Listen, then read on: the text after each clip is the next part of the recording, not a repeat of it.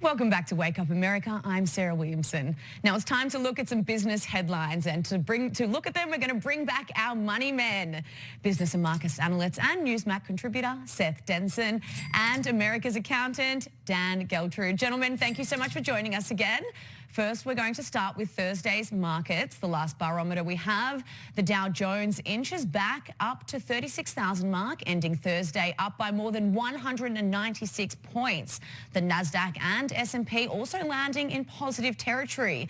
And as we've been telling you, air travelers slammed this holiday, with more carriers cancelling flights straight through the weekend as they deal with staffing issues.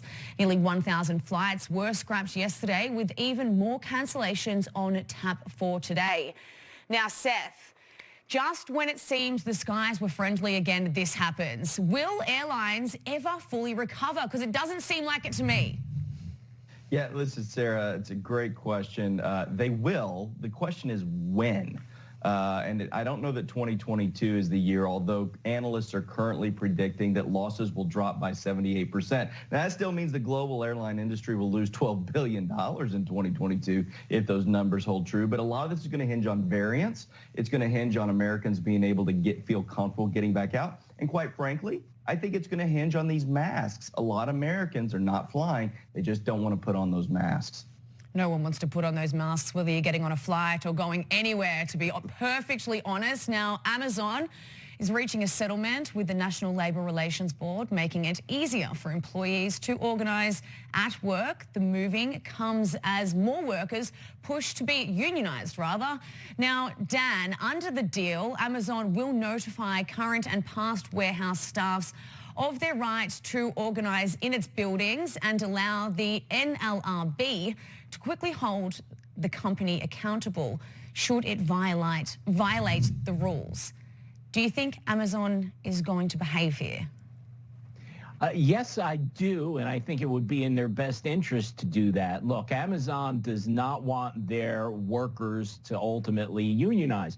There was already a situation where there was a failed attempt to unionize, and I'm sure Amazon was happy about that. But from a worker's perspective, they will unionize unless they believe that's not a better deal. And the reason they'll believe it's not a better deal is because they are being treated more than fairly without having to unionize. So I think Amazon is in a position where they have to be mindful of employee benefits and salaries and so on to make them feel comfortable that the union path is not the right one for them.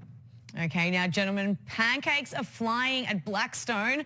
The griddle maker is set to go public in a $780 million deal. Blackstone joining other outdoor cooking brands making the move during the pandemic. Now, Seth, Americans love to grill, and the pandemic made DIY cooking from coast to coast. Now, do you think other brands are going to follow here?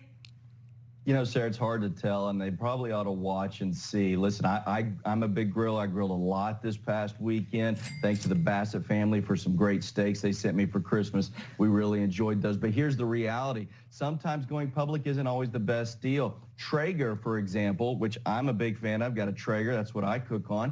They listed under the name Cook.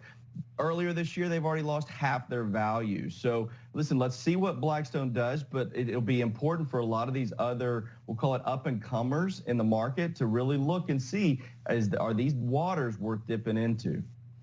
All right, we're going to move on to electric vehicles now, because they've been moving down the highway big time in 2021.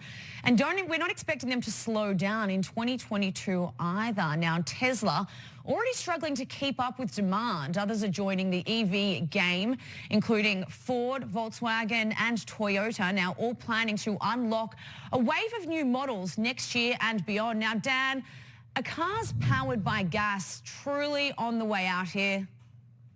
Not anytime soon, Sarah. We have to put things in perspective. Yes, the trend is that more and more electric vehicles are being sold. But let's keep in mind that less than 1% of the cars on the road right now are electric vehicles. So there's a long way to go before gas vehicles are on the way out. Now, I think in order for electric vehicles to ultimately be dominant in the marketplace, they got to address 3 issues. The first thing is the price. These cars are not cheap. Second, charging stations, because when you're running low, you got to be able to stop somewhere and quote unquote fill up, and it takes too long a period of time.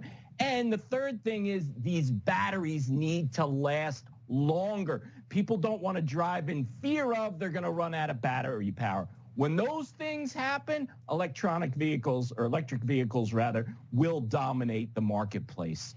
All right. Okay, gentlemen, thank you so much for joining us. That's our Money Men here with us, but we have plenty more to cover on Wake Up America, so do stay with us.